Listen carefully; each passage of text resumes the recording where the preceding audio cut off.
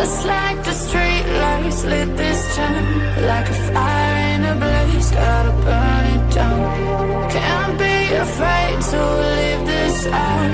We got this far, don't know how. I see danger in your eyes. They know we'll burn down the night.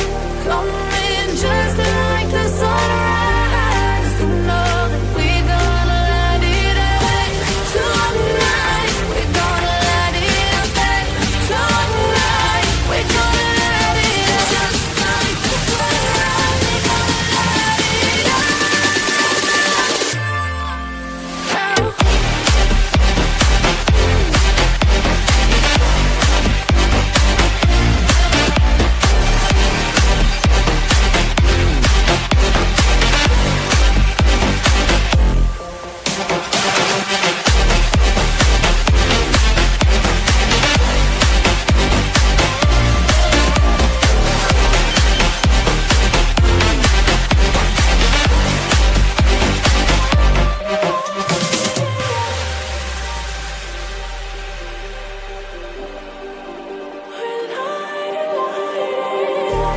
Just like a spark that's breaking out. Can't make a stop, can't turn back now. We know that there's no room for doubt. No, we can't turn back now. I see danger in your eyes. They know we'll burn down the night. Coming just like the sunrise. You know that we gonna light it up tonight. We gonna light it up tonight. We gonna light it up just like the sunrise. We gonna light it up.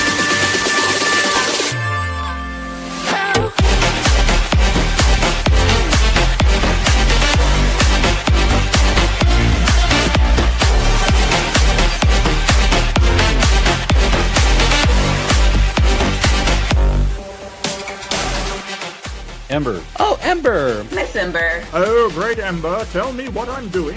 Hey, Ember. How you doing? Appreciate the Ember. Love Ember. She's great. We will be yelling at Ember. Bottom of the barrel Ember bullshit. Oh my God, Ember. Ember. Ember. Ember. Ember. Ember. Ember. Ember. Ember. Ember. Ember. Ember. Ember. We love you, Ember. You rock at that, Ember. We're neighbors, Ember. Ember is the queen. What's up, Ember? I see you, Ember. I only have eyes for Ember. Hey, Ember is hot.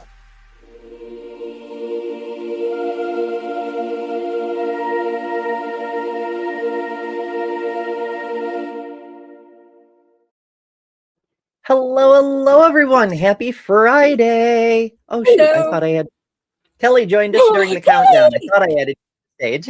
I haven't been here in a minute. I know. I missed you. know. We all get. I've been tired. I'm echoing. Why am I echoing? Is it me? You Probably know me. I'm excited to see you when I say your name with the same enthusiasm as puppies.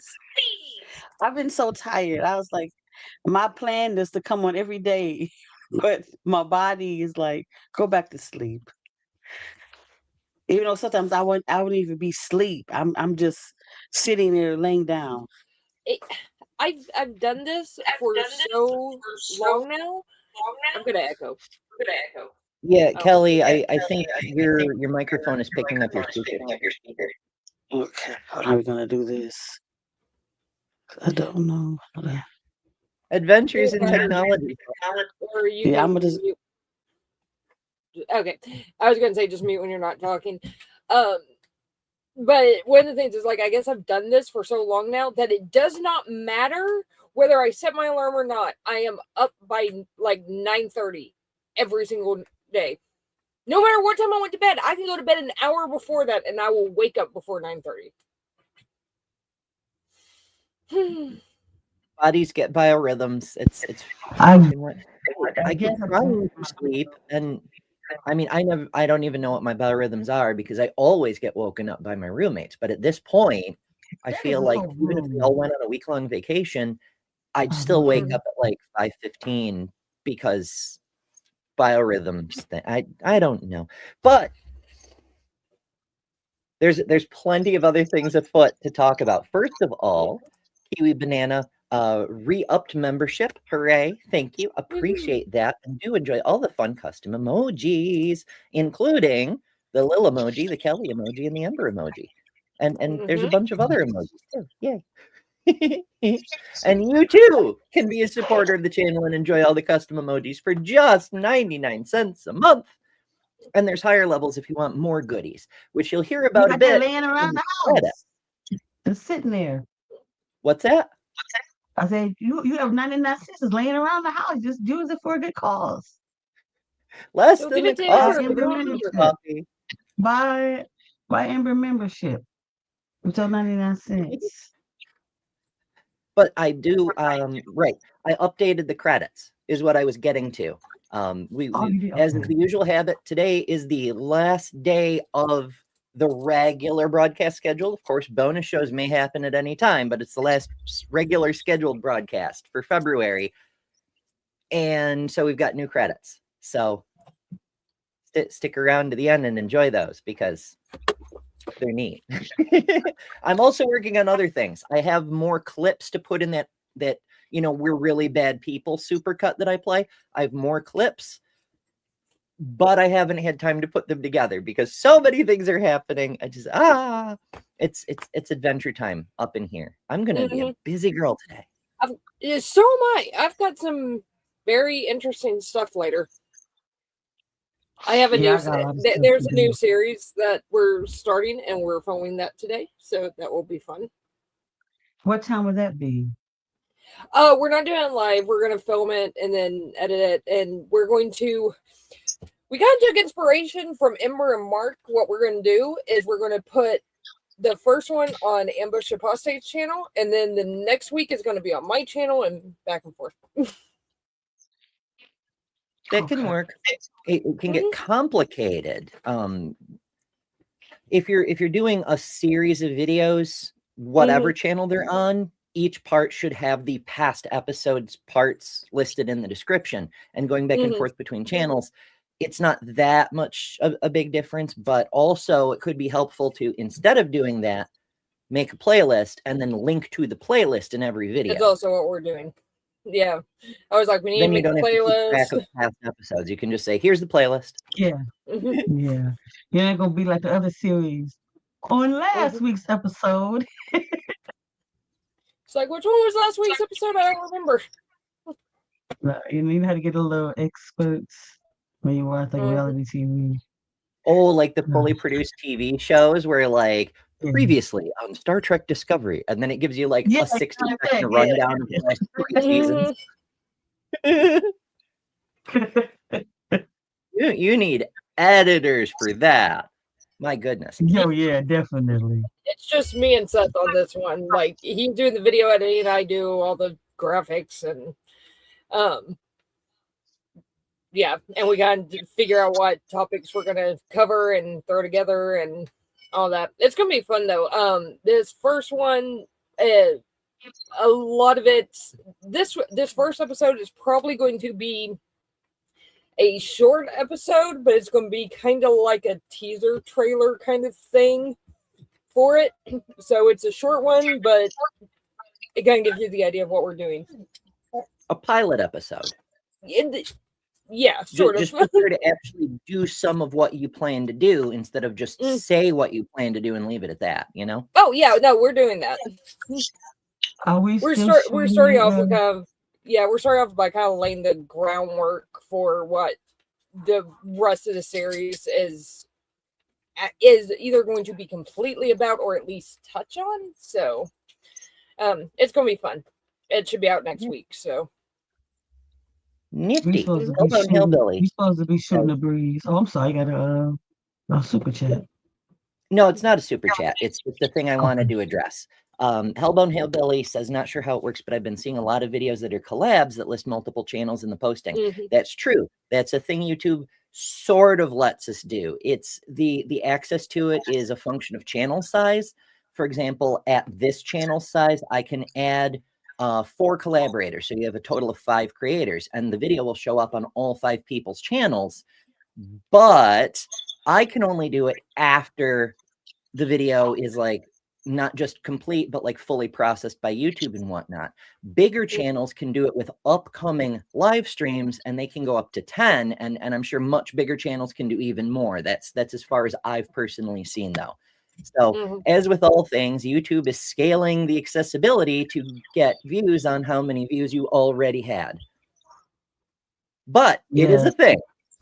I don't like how John the Skeptic does the little, because he even had JJ and Eli do one, but he also had the bigger content creators do theirs. But it was cute how he did all their little snippet video, and then they added on. That's crazy. Really couldn't add it as a collaborator. Now I was reading Ryan's message. He said really tried to add me as a collaborator and it wouldn't work. That's crazy. Okay, so there's a couple of different steps. All right, let's do some shop talk, folks. It'll be fun. Everybody loves it when we do behind the scenes stuff. All right, so let's bring my stream share up on screen. No shit, wrong button. We're doing it live, folks. Live broadcasting. Hope y'all enjoy. All right, so here we are in YouTube Studio. This is what you should always have on while you're live, because there's a bunch of different reasons. It gives you your metrics, your analytics, what else is going on, lets you keep track of things, but also little alerts show up at the top here if you have pissed off the bots, like you've shown too much of a copyrighted material. It will give you a warning before the bots actually interrupt your stream. You can also insert ads manually. You can pause ads. You can mark a thing for adding a flag or a product placement or something later. You can do a whole bunch of stuff. So you should have this open during any stream. But that's not what we're here for. We're going to go to Studio. We're going to go, let's see, what are we doing? Collaborations? Right. Okay, so we need to go to content. Now, for example, say we did a video, a regular video. Then we would go into the description and show more. And then down here, invite a collaborator, this section right here. And if I were to invite a channel, let's say Lil, for example, because she's right here, Lil of, and then it just brings up Lil of all trades, bloop. And then you can either allow analytics or not. You can do it person by person, whatever. You hit create link. You copy the link because you need to send this to the person. They have to accept the collaboration. And then once you've copied the link, make sure to hit save, or it won't save the link. So when they click on it, nothing will happen. So you have to copy the invite, and then you have to hit save. And then you take that, make sure you've saved. I said it thrice. Then take the link you just got, send it to the person. They go through the link, and it'll give them a pop-up saying, do you want to accept this collaboration? Once all those steps are done, then you'll both show up as collaborators on the video. Holy shit. Idea. That is a really good idea. I need to do that. It's super useful when you can pull it off, but it's so much extra work. Yeah, but I'm only working with one other person, so. It's also cool when you can do it with a live stream, but again, that's a thing only bigger channels get to do. I've tried. The invite collaborators button doesn't appear until after a stream is over and YouTube has fully processed it, so it becomes a VOD. But I know people can do it. I just can't do it. YouTube won't give me the button at this level. So help me get more buttons and hit the subscribe, please. And also share, because the algorithm won't get these videos in front of other people. I need your help. So please use all the buttons. They all help. I appreciate it. It just cracked me up that Ryan said, I got to walk pickle pie. I call Pixie Pie. That's her nickname. So you both have pies. She has pumpkin pies around her collar. Now I need a pet named Pumpkin. You know what? I'm going to name my booby Pumpkin. Oh! I have a pumpkin pie. I love that. That's awesome. I probably won't remember that, but it's fine. Oh, goodness. I still need to get two little, like, beautiful, like, tits, so that way I can have a pair of great tits. The little plushies, by the way. Yeah. They're my other good people. somewhere. I used to have an image set up in my OBS. I probably never got it set back up after the great crash erased my entire system and I had to rebuild all my stuff. But I had an image of both a pair of boobies like this and a pair of tits. So I could say, "Want to see my boobies? How about my tits?" It's so weird. It's such a weird prudish American nonsense thing. It just why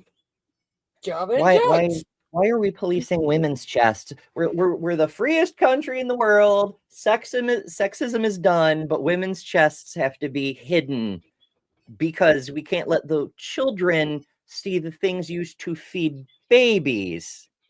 Mm-hmm. I remember being breastfeeding and I had a blanket over me and they still said something to me. Yeah. Like I wasn't showing nothing. I had a blanket covering me up and it was like, you can't do that in here several times. I was like, what?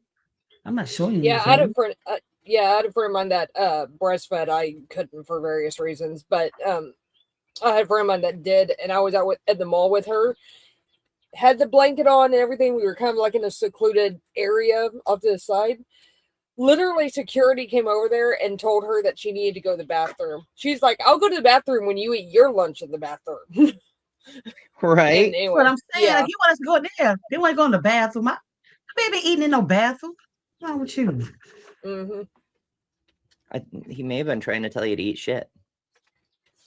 Maybe, probably so, but they eat it first though. Mm-hmm. And like I had my three running around. Like it was just like, okay, so what? To be clear, courts in the U.S. have ruled consistently, and I can't quote a case law off the top of my head, but I'm fairly sure it made it to the Supreme Court. Women don't have to cover up to breastfeed. It's not sexual, you pervs. That's you being pervs. It is not a sexual thing. It is feeding a baby, which is a thing that Republicans are supposed to be in favor of, but actually aren't. But never mind that for right now. Legally, you can do it anywhere in the United States. Fuck off. If a woman is using a covering, be thankful because that's for your benefit, not because she has to. Well, in fairness, it may also be for hers because she doesn't want you looking at her boobs. Yeah, but she doesn't have to use it. She can just flop it out and feed her kid, and you can't do flop it out. Well, mine were pretty sizable after I had my kids, so mine were doing a little bit of flopping. They do have a tendency to change size rapidly. Yeah, I literally went up 3.5, 4 sizes like in 2 months. It was insane. That's pretty impressive. I only went up 2, but I also started at like 1.5, so it more than doubled. Shit's fucking crazy. Yeah. Anyhow, hey, we are on the Triple D show, so movies are expected to come up. We're here in 3D with, well, I don't know what your guys' sizes are, but I just got 2. Sorry, I don't have 3. Sorry. I'm sorry, y'all. I'm just sorry. I'm trying to make it. I'm gonna make it to 3. Yeah, give me a minute. I've only been doing it for 2 years. Damn it. Oh, Lord. All right, so we have an actual topic today. Thank you all so much for joining us. All day already. I have a bit of a monologue to get us started with, so bear with me here. This is Dr. Jewel Cobb, and she has a bit of a story. And one of the reasons that I selected her for the last day of Black History Month, well, the last regular scheduled broadcast day of Black History Month, is because I came across this story on the socials, and it seemed incredible. It seemed very storyrific, but it also turned out to be true. And we're going to get into some of that today. That's the subject of today's video. But I want to start with the story that got me interested in the first place. It begins, they rejected her application without reading it. So she showed up and forced them to see her. This is Black history the system hoped would stay quiet. In 1945, a young Black woman named Jewel Plummer Cobb did everything America claimed it respected. She earned a biology degree from Talladega College. She conducted original research. She had strong recommendations. She had talent, discipline, and purpose. And she applied for a graduate fellowship at New York University, believing reasonably that excellence would speak for itself. The answer came quickly. No interview, no critique, no discussion of her work, just rejection. The message was clear, even if it wasn't written. Your brilliance is invisible because your skin is Black. Most people would have folded that letter, swallowed the humiliation, and tried another door. Jewel Plummer Cobb did something almost unthinkable for a young Black woman in Jim Crow America. She bought a train ticket. She went to New York. She walked into the biology department uninvited and asked them face to face why her work was dismissed without being read. In that hallway, Jewel didn't beg. She presented. She explained her research, answered their questions, demonstrated a mastery of cell biology they could not deny, interrupt, or explain away. By the end of the day, that rejection was reversed. She was admitted and awarded the fellowship, not because the system became fair, but because she refused to be erased. She's a scientist who changed medicine. Jewel earned her master's degree in 1947 and her PhD in 1950, becoming one of the very few Black women in America with a doctorate in the sciences at that time. Her research focused on melanin, the pigmentation, and how cells respond to ultraviolet light, work that became foundational to modern melanoma and cancer biology. Before diversity in STEM was even a phrase, she was already doing world-class research at the Marine Biological Laboratory, studying how hormones, radiation, and drugs affect living cells. She later joined the Harlem Hospital Cancer Research Foundation, where she mastered human tissue culturing, growing real cancer cells from patient biopsies, so treatments could be tested before being given to human beings.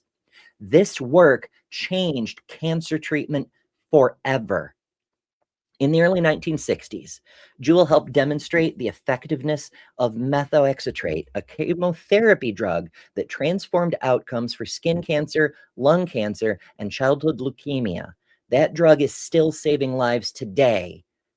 At just 28 years old, Jewel founded her own tissue culture laboratory at the University of Illinois College of Medicine.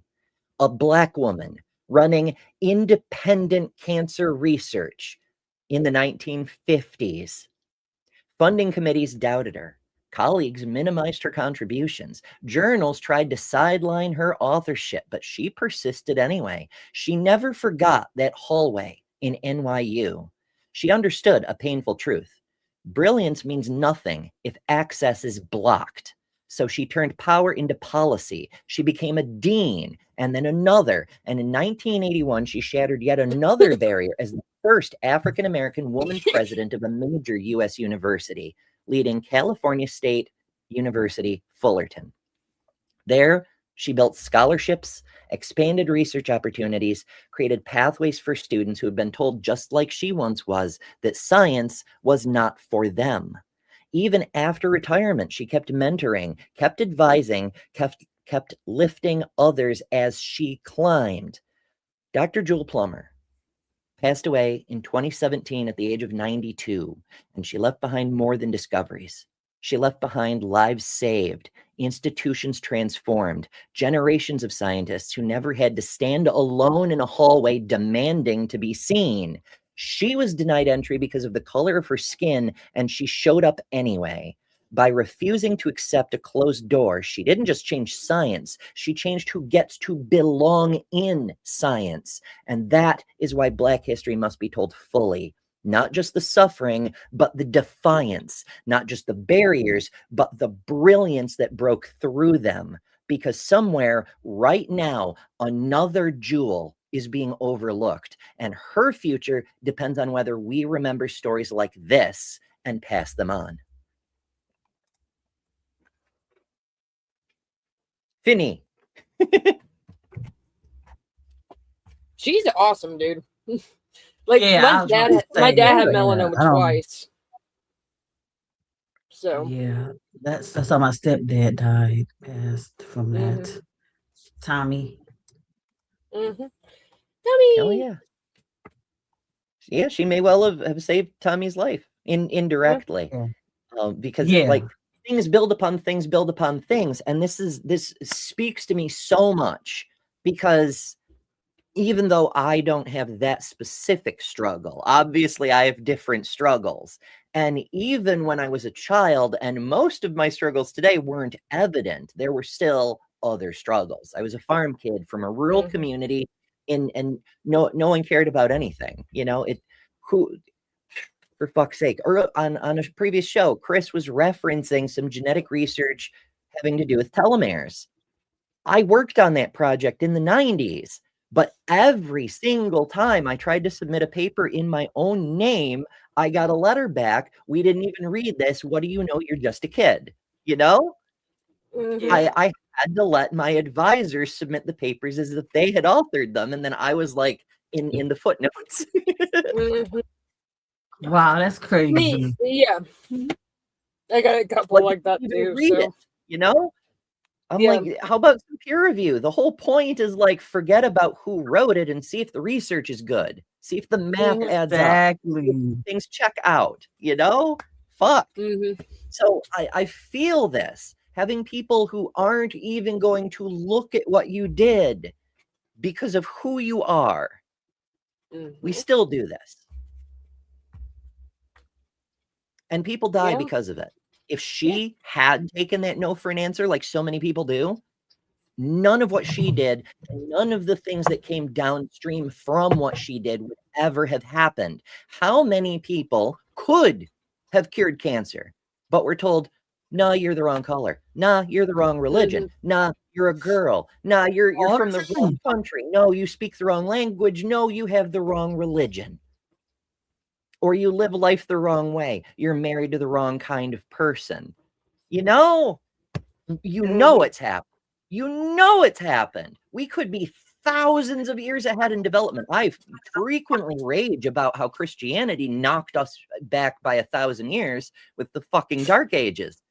But it's not just Christianity. It's the everyday racism. It's the everyday sexism. It's the every single day bigotry that's normalized in this fucking tribalistic, xenophobic society that we call the freest country on earth. And we hold ourselves back. We hurt ourselves through our own hate. Yeah.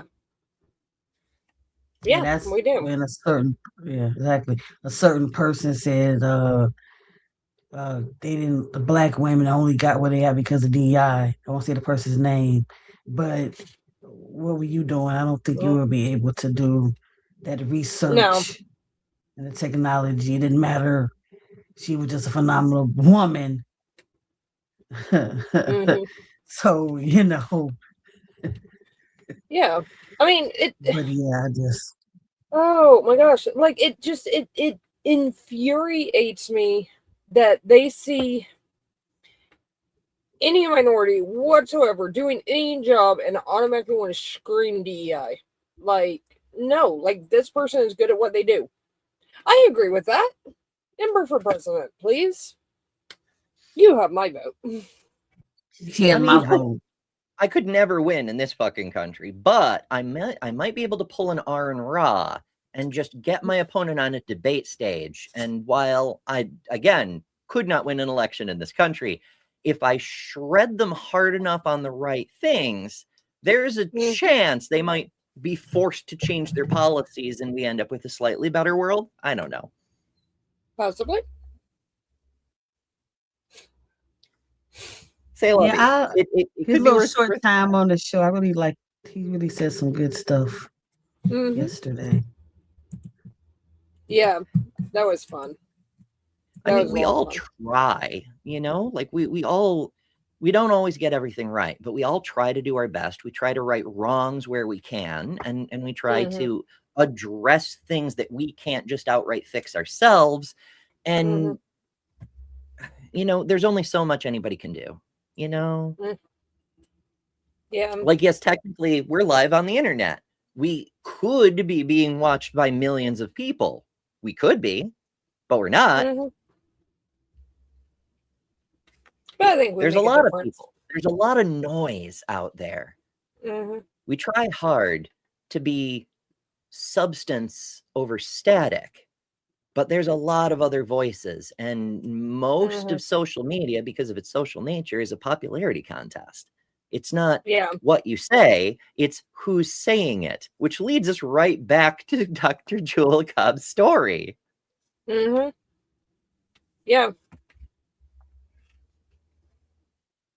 It's like that in a lot of things, like the worst novel you've ever read.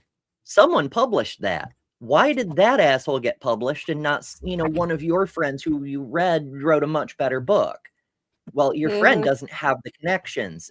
And I'm not saying your friend, because everybody has a novel writing friend. I'm not saying your friend is better than Stephen King necessarily, but your friend is better than the worst novel you've ever read, And your friend doesn't have the connections, though. It's not how good you are, it's who you know. The same is true in music, in movies, in every kind of artistic industry. It's not how good you are. It's entirely who you know. But what if my friend's thing is the worst thing I've ever read? Well, that's possible too. I mean, it does happen. There's a lot of terrible novels out there, but there is not a 0% chance that your friend is still somehow the worst. I will remind you, the Republicans use ghostwriters, but they write books. So it weirdly, it's a very high bar for worst book. I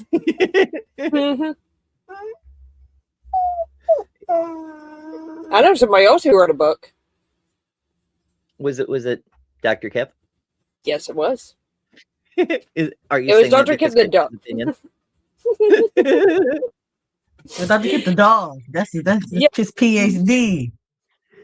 It's true. In fact, that's a thing I actually have a video for. We can take ourselves a quick break and learn about what dog-shaped Dr. Kip has to teach us. Meet Kip, named after a biblical scholar, holds 0 degrees, yet remains deeply authoritative. At Kip Academy, she teaches advanced disciplines like ethical trait distribution, comparative couch theology, and vigorous face licking. Questioning authority is encouraged. Not all treats are created equal.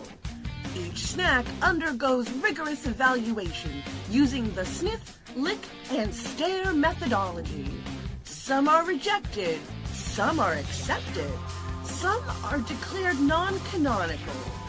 Ask Kip about theology, ask Kip about life, ask Kip if you should go outside. She will not answer, but she will judge you. Kip, named for a scholar, correct about vibes. She is quite correct.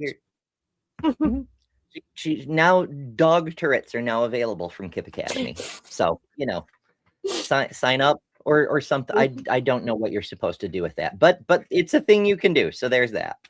Store coming soon. All right. Now I'm curious. Have any of y'all, you two in chat as well, heard about Dr. Jewel Plummer Cobb before just now? No. Yes, but only briefly because I looked her up last night. Oh, I see. Oh, I see. see, that's cheating though. Well, doing homework. I mean, in fairness, I looked her up before the show too, but I had to produce the show. Just a little bit. Well, you don't learn about her in history class and stuff.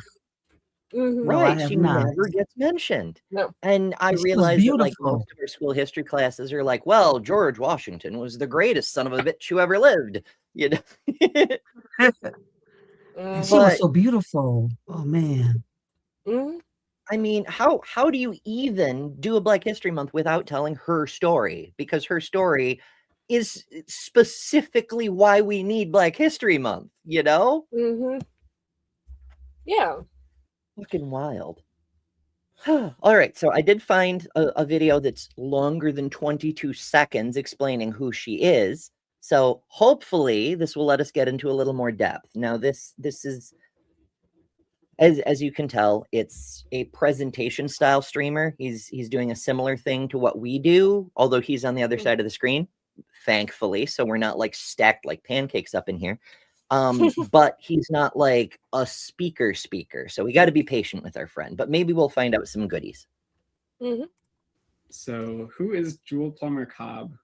It's not a household name, unfortunately, but Jewel was an incredible biologist who accomplished not only discovering mechanisms that are important for our understanding, particularly of melanoma today, but she also developed techniques in culturing tissue itself in vitro that is a very standard practice now. And at the time, she was pioneering that kind of research.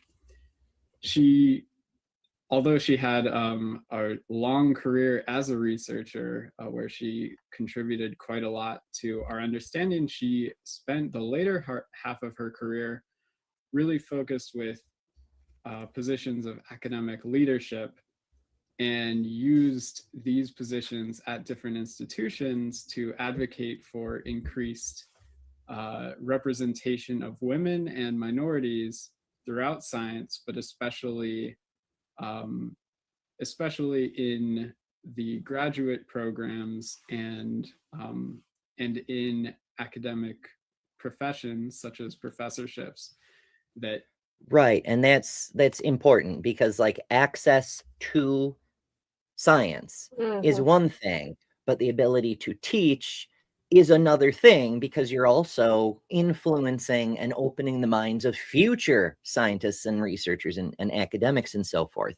Like you need to reshape the entire system. And it's not about Black people can do it better. It's about not shutting out people who can do good work because of some irrelevant characteristic. It's, oh my goodness. Yeah. Aunt Jer asked, how old was she when she made them give her a fellowship? If my math is correct, 21, which means she had her master's degree at 21, which is also pretty impressive. Yeah. She's a man. Because she was born in 1924, and the confrontation in NYU happened in 1945. So 21 and a half. I didn't get mine until I was 37. Yeah, I was 37 when I got mine. So it's never too late. And in some ways, one of the reasons, like the conservatives give us a lot of shit about this, telling kids to go to school. You know, oh, you can't have the kids go get, 14-figure student loan debt, yada, yada. The thing of it is, you can learn later in life, and you should keep learning your entire life. But going to get a formal education is easiest when you haven't yet created a whole bunch of attachments, like having a mortgage and 15 kids and possibly one or more spouses, for example. Like, it's never easy to pursue the higher end of higher education. It's a lot of work. It requires a lot of study, a lot of dedication, and a lot of sleepless nights. It is exponentially more difficult to do that once you've started to build your own adult life. Also, kids tend to learn faster. Their brains are sharper, and they just came out of prior schooling, so they're still in school mode. There's a lot of reasons to do it that way, but the biggest one is that adult learners who go back later, holy shit, it's hard. Yeah.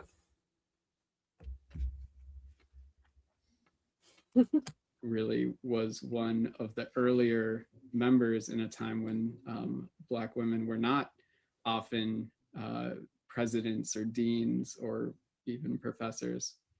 So ever, right? Like there were a few Black deans of the historically Black universities, but presidents of a state university, never.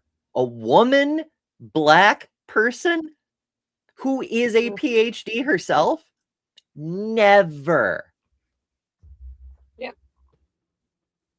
In that way, she's become an icon with a great legacy that I'd love for us to talk about after hearing more about her life. So Jewel grew up in Chicago, Illinois, and I think her... Not to be confused with Chicago, Idaho. Family speaks a lot to why she became a successful biologist herself. Her grandfather was, she was born again in 1924 and passed away a couple of years ago. But her grandfather was a freed slave who attended Howard University, where he got a degree that allowed him to become a pharmacist. And Howard University. Fuck yeah. That's sweet shit right there. Yeah, going from a slave to a pharmacist, like that's not just college, that's science, that's chemistry, that's biochem, in fact, because you have to know how the chemicals will interact with living systems. That's fucking cool. City, for those that don't know, is an HBCU, or historically Black college and university. So he leveraged the ability to pursue education like that to become a pharmacist where he could help his community. Theo asks, can you raise the video volume a bit? I cannot, unfortunately. It is at maximum, both in the output and on my end, which is one of the reasons. I plead with people, make your videos louder than you think they need to be, then double the volume. Because I assure you, you cannot actually make them too loud. We can turn down volumes if it is too loud. We cannot turn them up higher than our systems will go. So please make them louder. Similarly, Jewel's mother, Cole, was college educated and was a dance and physical education instructor and teacher herself. This is the profession that Jewel first wanted to pursue after her mother. And her mom went back to college when Jewel was in university, so they happened to graduate together, which is pretty cool. That's fucking neat. Yeah. I mean, if you have a good relationship with your parents, being able to graduate alongside your parents. If you don't have a good relationship, that would be less neat. It'd be like, why are you following me? Go away. You're embarrassing. Yeah, just a bit. Oh, shit. Now I'm thinking back to my oldest graduation when they got their master's degree as a biosciences science being, and like they've been an out non-binary person the entire trip through college, and there I was, like, I don't know, like the other side of their family was there, and they were like all by themselves, and then I was completely separate because I was an obviously trans person in the fairly early stages of transition, and it made them very uncomfortable, which was weird because they were there because the student they were there for was also an openly trans person. But it was me who was embarrassing. Okay. Her father is also a really big deal in motivating how she chose to pursue her career. You might recognize, if you've been to Hope Plaza on Cornell's Ithaca campus. I did call, Andrew says, did you just call your kid a science bean? I did, yes. That is, I believe that's their official title, in fact. Like if they hand you their business card, it says their name, and then underneath says science bean. this stone and bench area. And if you look, it's a 100-year memorial to the founding of the Alpha Phi Alpha fraternity on campus. Frank was one of those founding members, so that's a very cool local connection here. I should probably mention that this presenter, I believe, is from Cornell. I don't know if he actually introduces himself in the part that I skipped, which isn't part of Dr. Cobb's stuff. So, you know. Frank was the first Black student to be awarded a doctorate of medicine from Cornell. And he was a physician. Not only, he didn't have a typical practice as we experience today, but he decided. Deviant asks, can we turn on subtitles? That's a good question. Let's find out. Can we? I can't even see. Is this the subtitle button? I think it is. Huzzah! All right. Can I make it? The subtitles don't change size. That's amazing. Why? All right, I'll just leave it like this. To set up on a corner near public transportation in Chicago, so that a lot of lower class, mostly Black families had an option for seeing medical attention during their commute, so that they didn't need to take off time from work to tend to their health. So that was all pretty motivating to Jewel. Now that makes sense. Like her whole family is into education and into science and into health. Like it's a lot of influences, you know? And it's not just this is what you should do, but more like, you know, people tend to talk about their work around the table. And if you've got, you know, a medical person and an educator person, and I don't know how close Grandpa was, but like a pharmacist, like you've got all this talk about education and schooling and science and biology and medicine floating around you all the time. I could see how that might be an influence. She was from an educated upper middle class family in Chicago, but this was long before Brown v. Board of Education. So Jewel found that she was restricted only to some very under-resourced public schools for Black students only. In the left, there's a that's an important note. We do talk a bit about, you know, no war but class war, and there's something to that, but we mustn't dogmatize ourselves with this tendency to find single simple answers that seem to explain everything, because they never do. There's always nuance. There's always additional dimensions that need consideration. She was from a middle-class family, so our simple conception of things is, well, she's got privilege from this dimension. Even if she's Black, she can still access the education she needs. But being Black was the primary factor in her primary schooling. She was restricted to the underfunded and badly maintained Black-only schools. She got her master's at 21. Imagine how much faster she could have learned if those schools were properly funded. I'm not saying because she was middle class, she should have been granted access to the white schools. I'm saying that the schools shouldn't have been segregated in the first fucking place.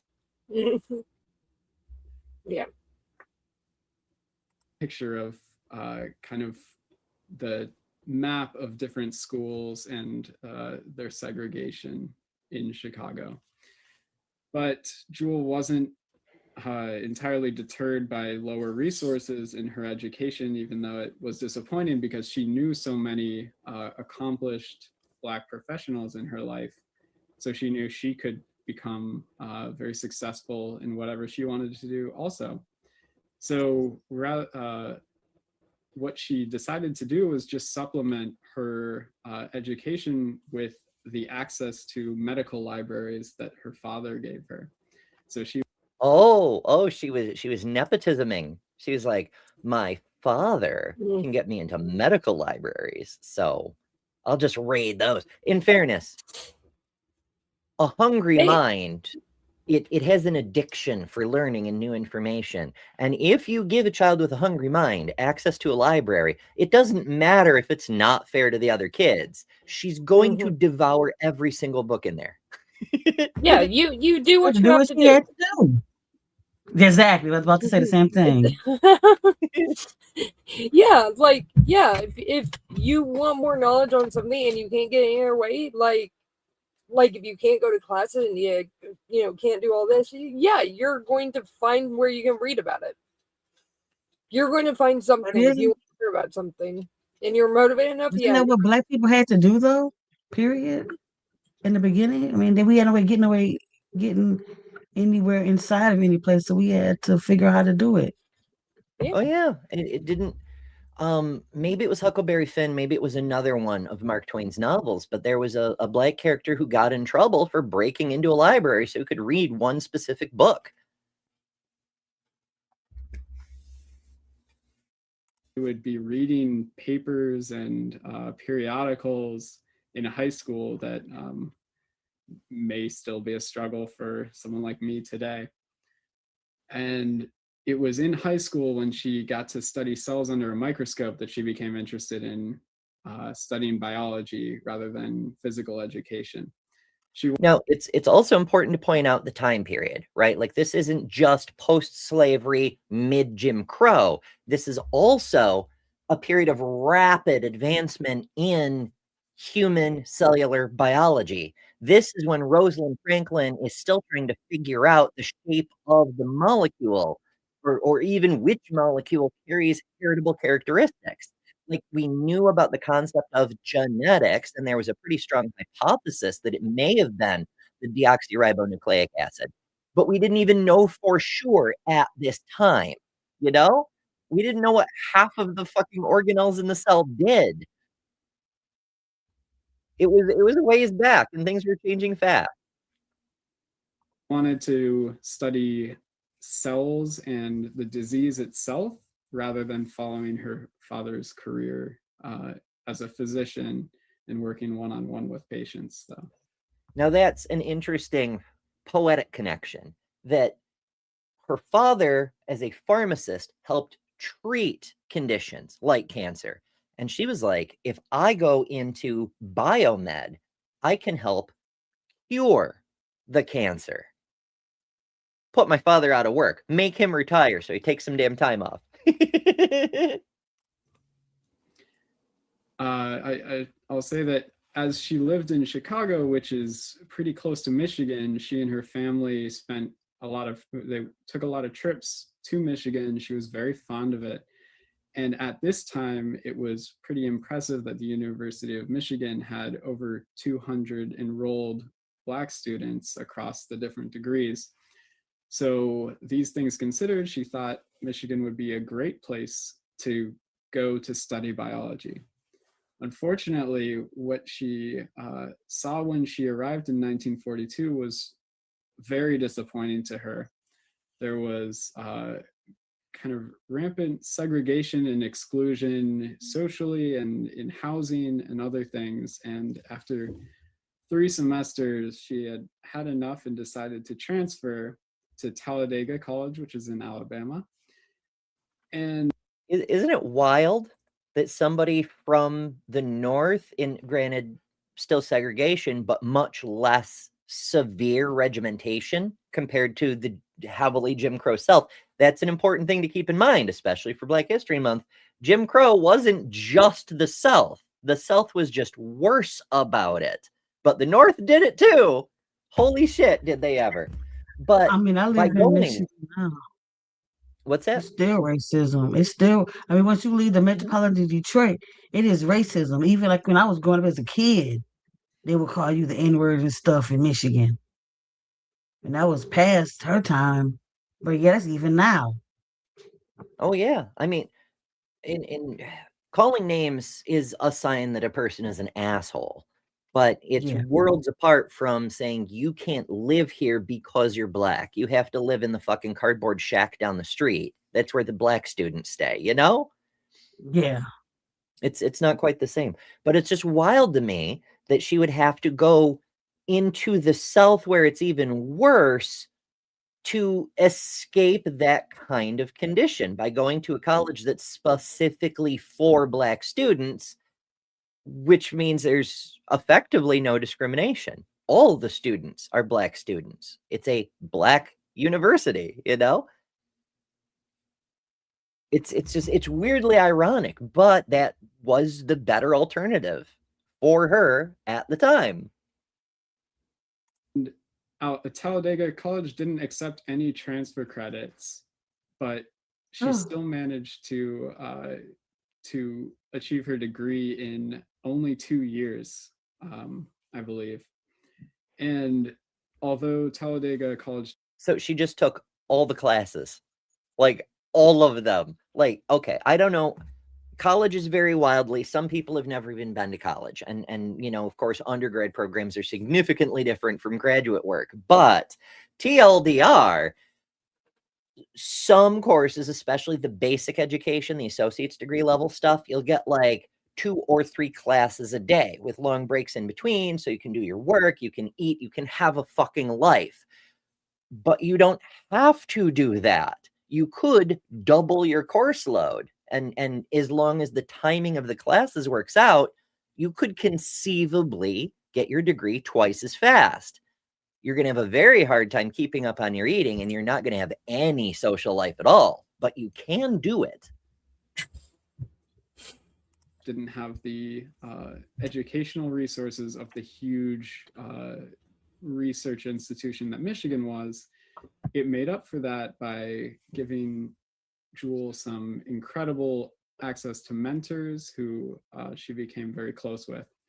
One in particular was her bacteriology professor, who she referred to as Captain Jack, who encouraged her to pursue her studies beyond the bachelor's degree and go for graduate study at New York University.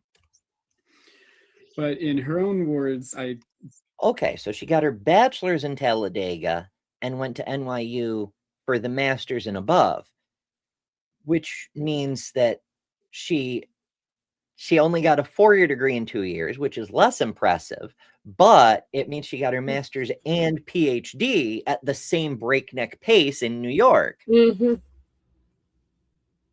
Don't want to try playing clips of videos and things like that over the Zoom, but hopefully my voice can communicate a little bit of what she thought.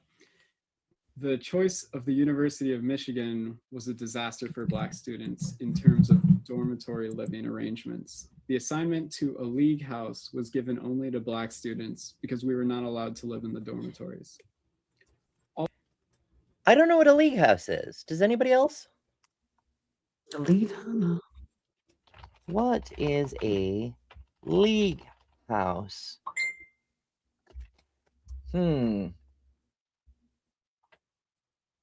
Okay, the Google says a league house is generally refers, and this is a present day definition, refers to a nonprofit community supported residential facility providing affordable temporary housing for specific populations, most commonly patients and families receiving medical treatment.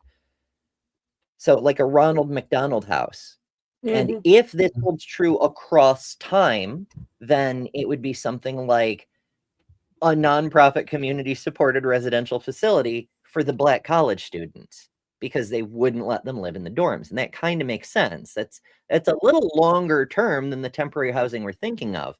But again, for those of you who have lived in on campus in colleges, or those of you who haven't, it actually is short-term housing after a fashion.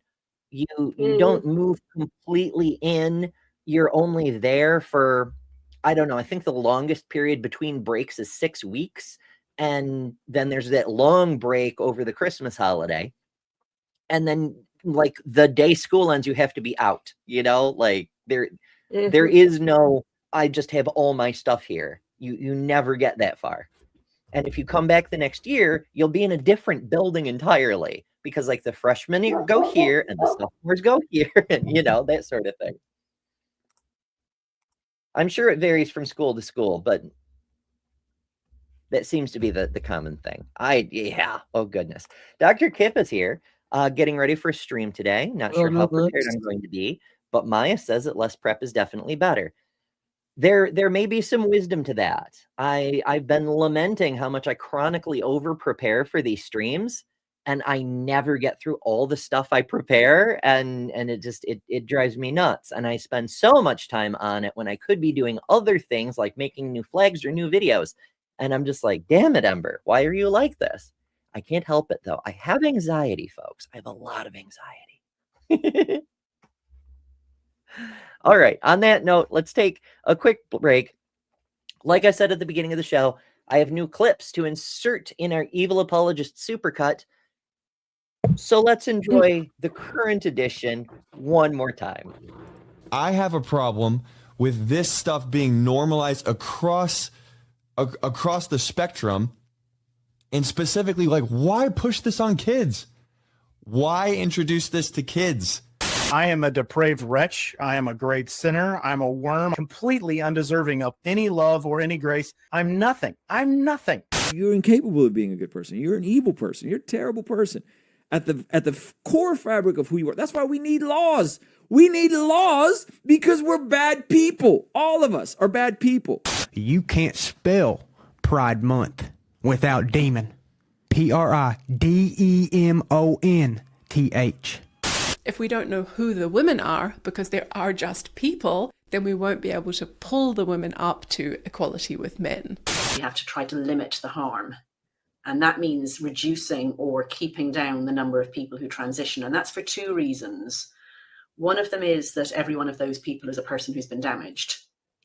But the second one is every one of those people is basically, a huge problem to a sane world.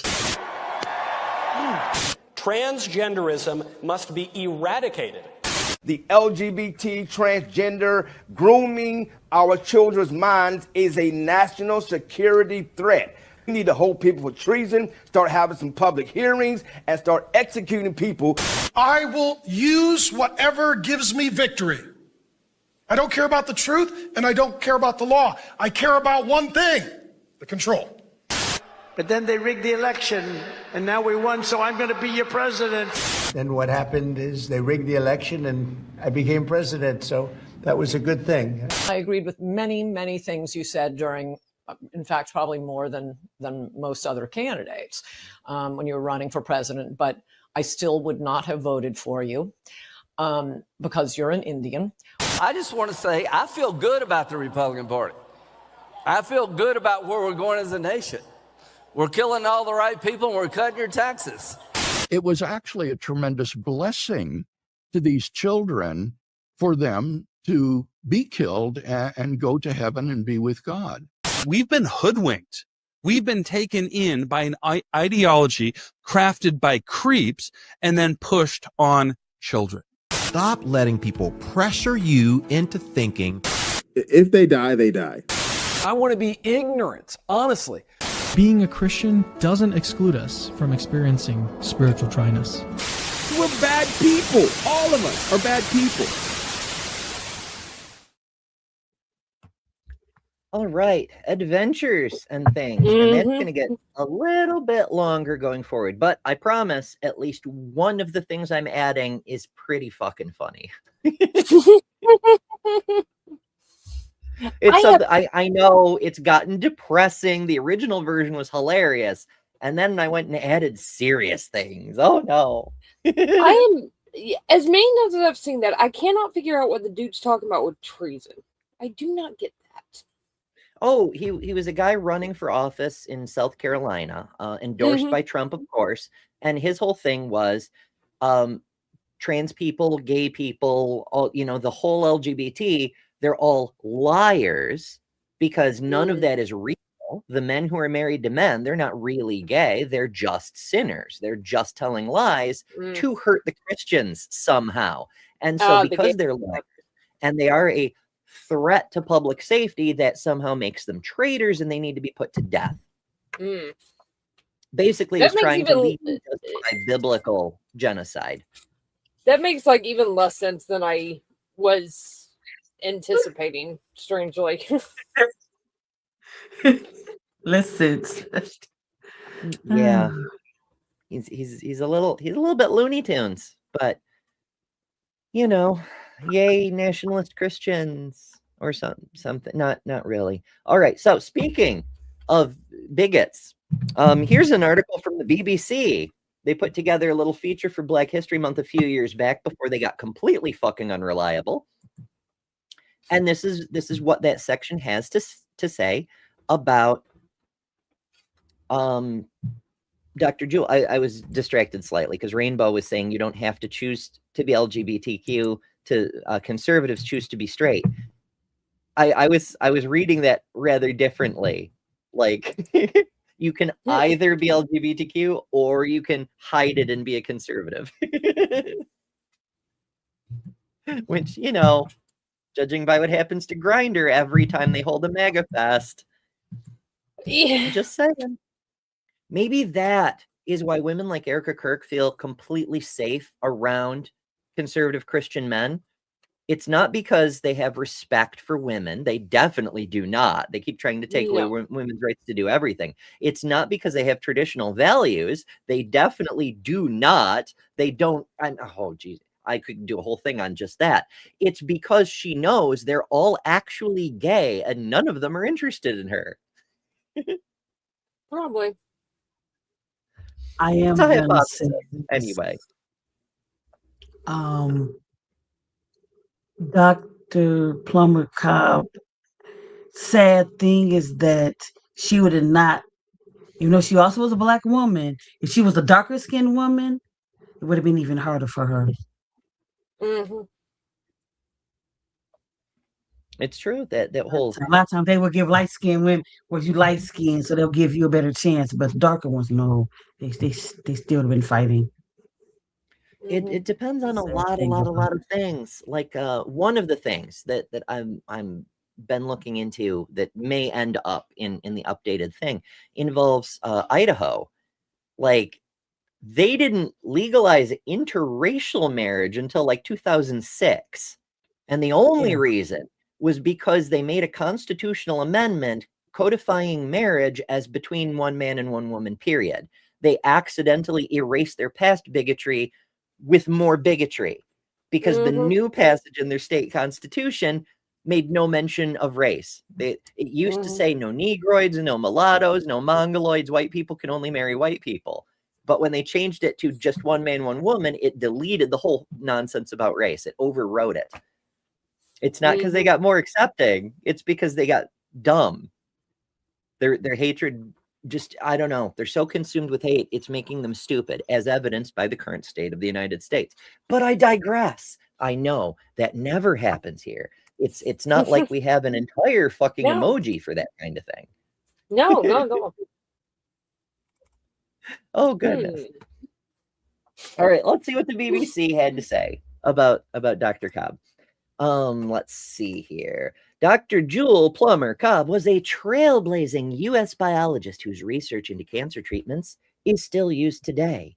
Born in 1924 in Chicago, Dr. Plummer Cobb had to deal with racial discrimination whilst studying for her college and university degrees in biology. After graduating, she went on to specialize in studying cancer research and treatments.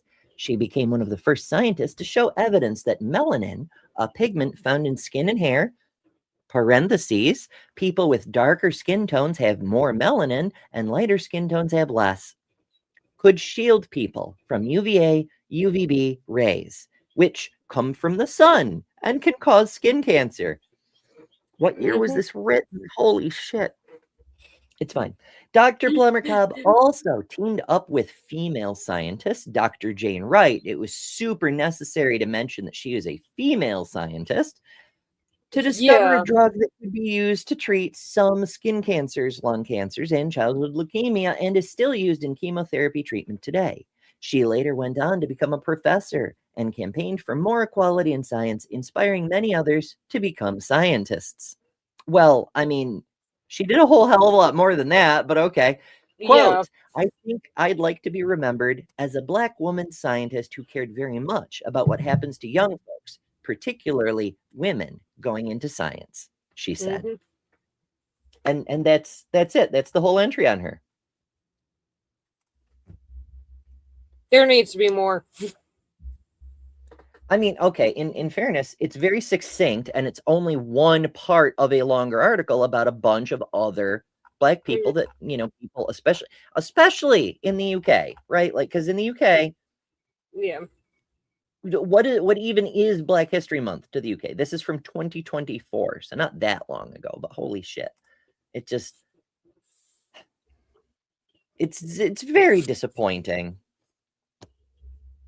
Oh, well. There is, of course, she has her own Wikipedia page, and weird. The warning at the top says this biographical article is written like a resume. Please help improve it by revising it to be neutral and encyclopedic. I knew she was special. She was born in January.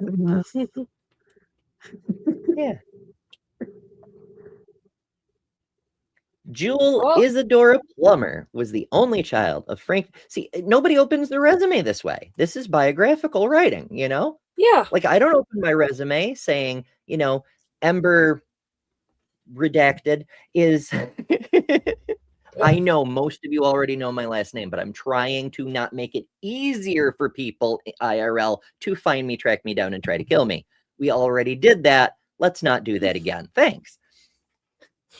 Which is to say, those of you who do know my real name, please don't tell it on live streams. No. Fuck. No. Anyway,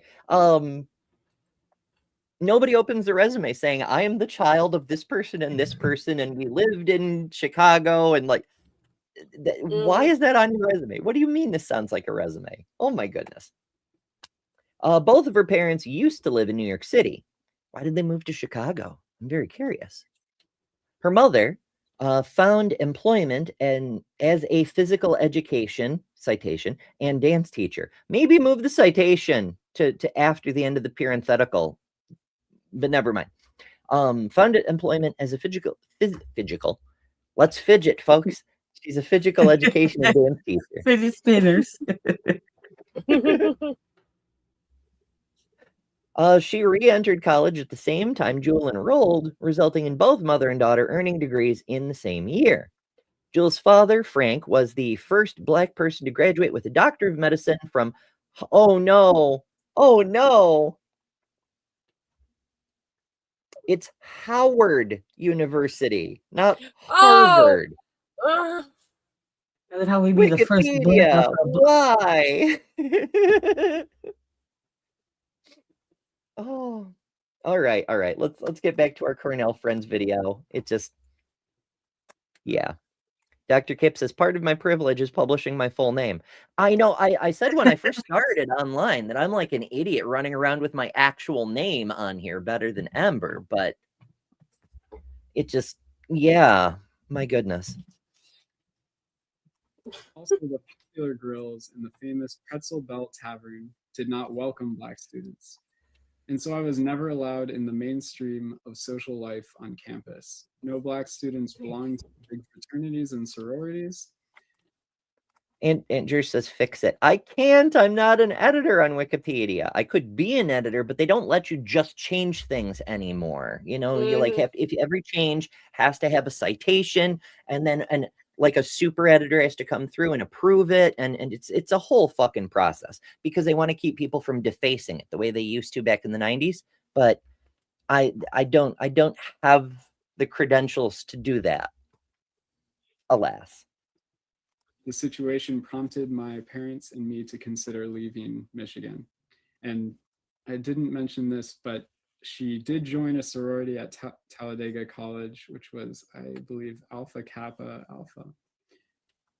But when she went for a graduate study, she was accepted to NYU, as was recommended by her professor, but she was rejected from a teaching fellowship, and this is allegedly because she was Black. But when she... Was it a teaching fellowship? I thought it was a research fellowship. I mean, it might have been teaching. I don't think our prior information actually said. Interesting. arrived, she was not really deterred by this. She made sure meetings happened with the faculty, and she impressed them so much that they completely overturned that decision and offered her the fellowship, the teaching fellowship.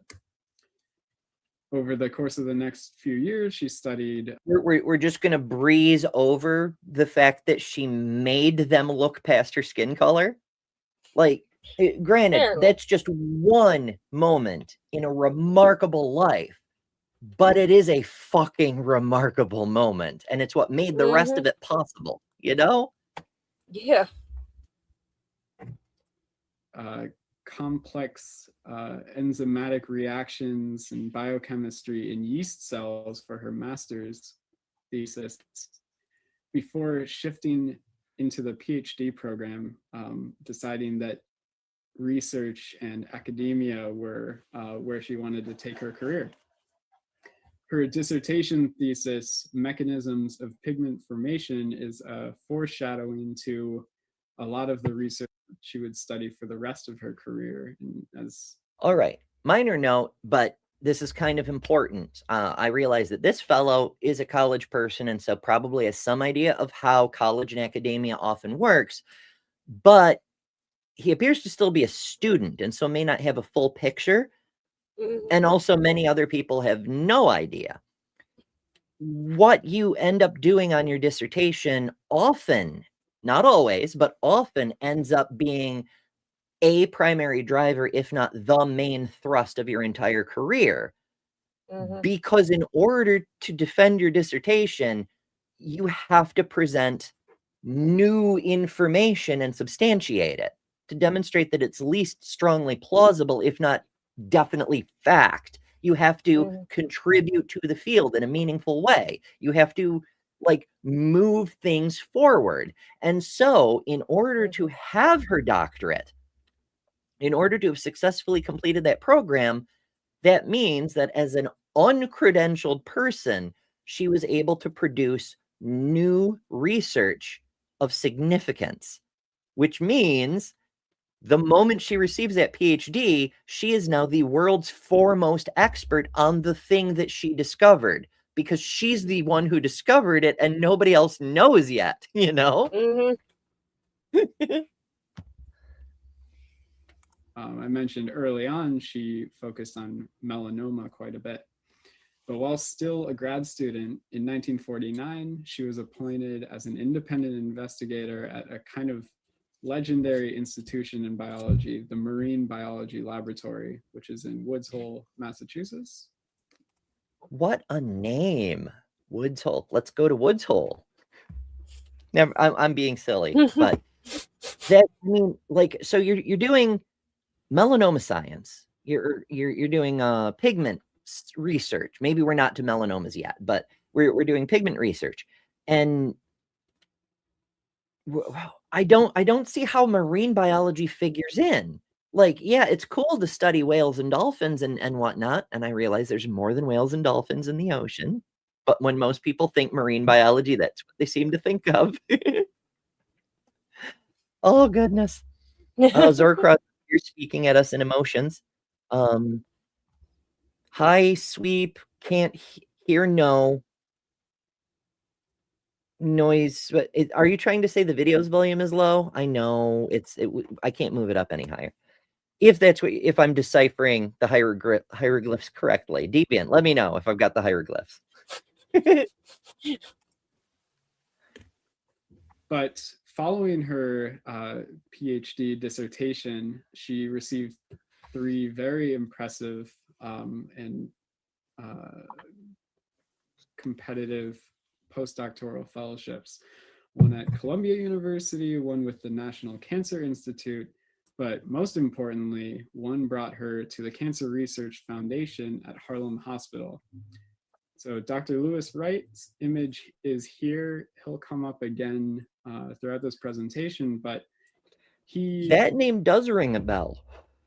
I can't place him off the top of my head, but I am not great with names, and the fact that that name is in my head means it's come up more than once. Dr. Lewis Wright. American surgeon and civil rights activist. All right, I realize tangent, but really quick, let's just, I realize we just had a run-in with Wikipedia, but let's see what it has to say anyway. In the summary, an American surgeon and civil rights activist, 1891 to 1952. In his position at Harlem Hospital, he was the first African-American on surgical staff of a non-segregated hospital in New York City. Segregation in New York City, you betcha. He was influential for his medical research, as well as his efforts pushing for racial equality in medicine and involvement with the National Association for the Advancement of Colored People, the NAACP, which still exists today, and he served as chairman for nearly 2 decades, which is probably how I've heard of him.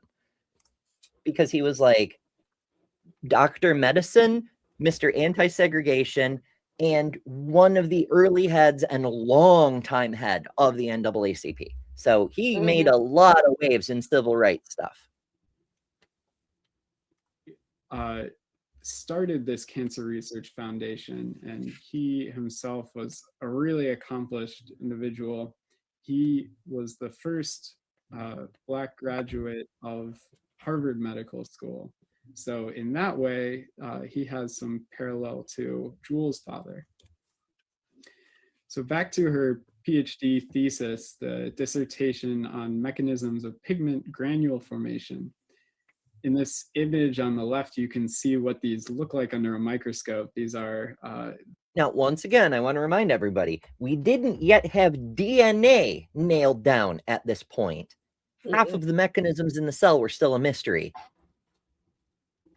Figuring out the mechanisms of pigment formation, really impressive. These granules are exactly what give skin its tint. They contribute to the color of your iris and your hair. But at this time, little was known about it, and Jewel was very interested in it.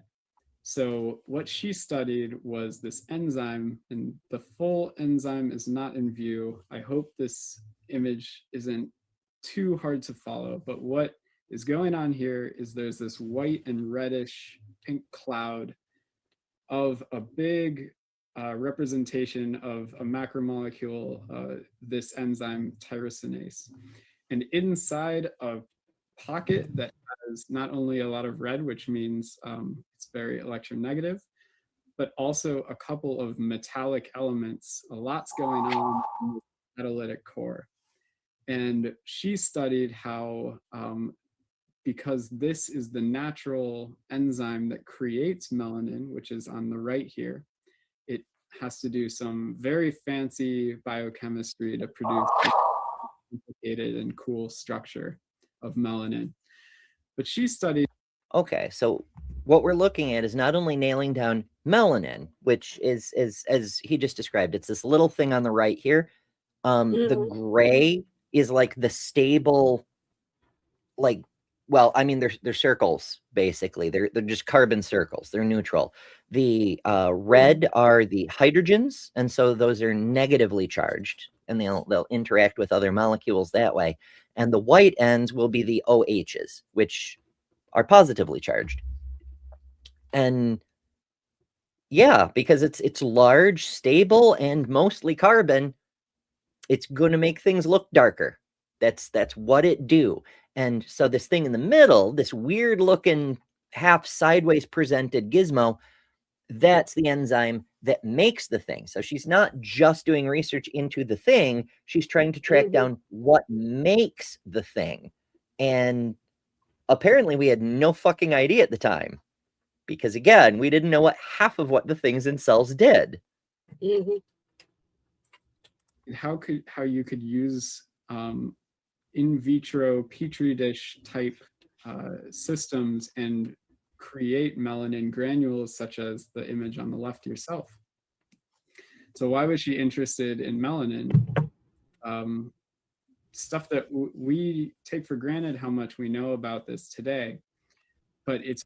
So before he says it, I want to point out that I'm sure some people will, some hours later in the day, inevitably think, isn't it weird that it was a Black woman who thought to look into skin pigmentation?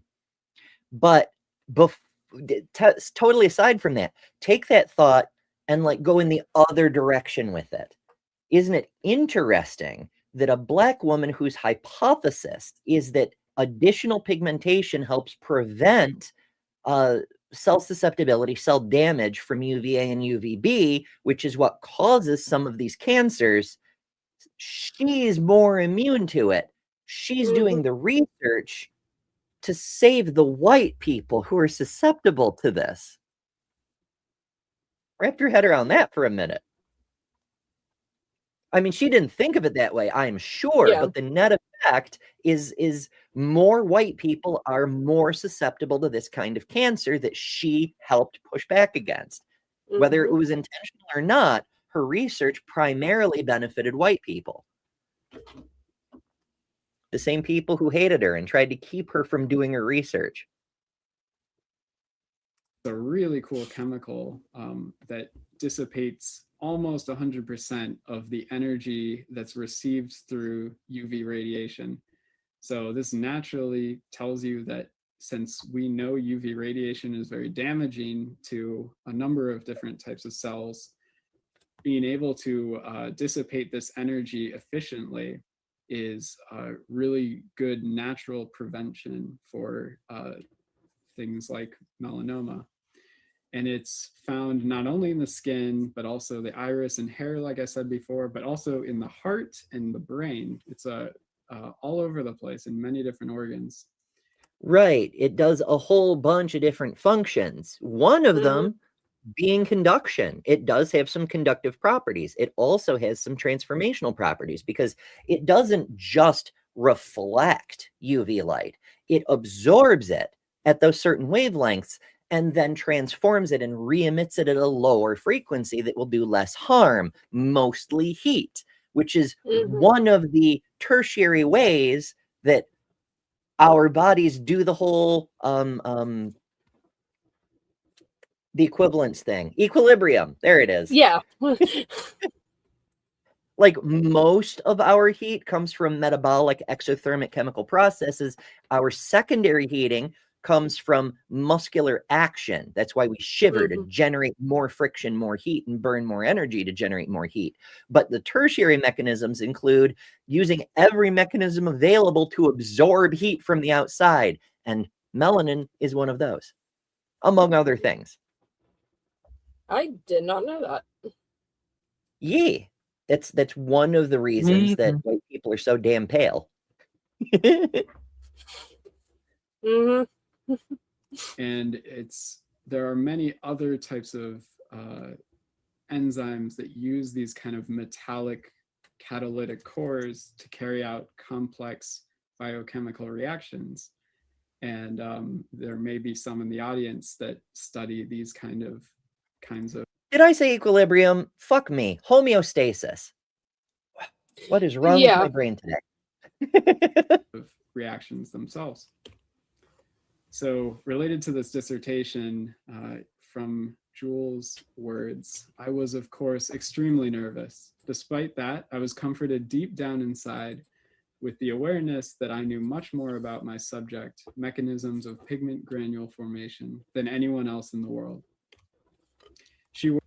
See? Because this was her research, she ended up becoming the world leading expert on the thing. Because she discovered half of it. Worked with her advisor incredibly hard to make sure her dissertation was leak proof. It could pass the test of the harshest critic they could think of. They worked incredibly hard, and that owes to her tenacity and also her working to be this confident in herself. Now, in fairness, she was already a remarkably confident woman, as evidenced by the story we opened with, but also every other decision she made in her life. You know, like she was constantly told, don't let lack of resources stop you. Don't ever let the fuckers stop you, you know? and she didn't like the situation at the Michigan University, so she found a university more to her tastes. She didn't like the limitations of the normal course pacing, so she doubled her courses, and her whole career was making this broken, fucked up racist world bend to her will. Yeah, which is pretty damn amazing, especially at that time too. That's kind of incredible. Mm-hmm. I mean, it's still a struggle today. Yeah. Holy shit, back then. Holy like shit. It's kind of pissing me off that she's not talked about like in schools and stuff. Like she needs to be. Right. I mean, honestly, I'm getting a little frustrated with our presenter, not just because his volume is so low, but because he's focusing on her research, which, don't get me wrong, at the time it was groundbreaking and so much depends on it. Absolutely do not skimp on the research, but don't hand wave away when you're doing a biography on the woman, the life she lived. To the research doesn't happen without the woman, you know? Mm-hmm. Aunt Jura asks, when you work on your PhD, is part of it scouring the world to check for precedents to make sure your research is original? Not necessarily. It's not a bad idea, but so we have a lot of PhDs in the world, and a lot of times there's new projects that are very, very similar to work that's already been done. And oftentimes, especially in the past, before rapid communication, people would end up researching similar things. However, there were fewer people researching at the time. Like, for example, if you wanted to work on, say, the history of 11th century France, you might write to scholars in Oxford for more information or old books or even other journal articles, because Oxford existed in the 11th century. And so they might still have things in their library, you know? And then you might get a letter back saying, hey, I've got a graduate student who, you know, is doing a dissertation on this, and put you may find out that way. But short of the letter writing thing, you would never know, you know, until they publish. And so you end up with a lot of not technically original stuff or stuff that's so closely adjacent, and it's easier today to scour the literature, but that only goes back so far. For example, as you know, I do a lot of digging into trans medicine and the related science. I can only go back to the mid-90s reliably with the internet.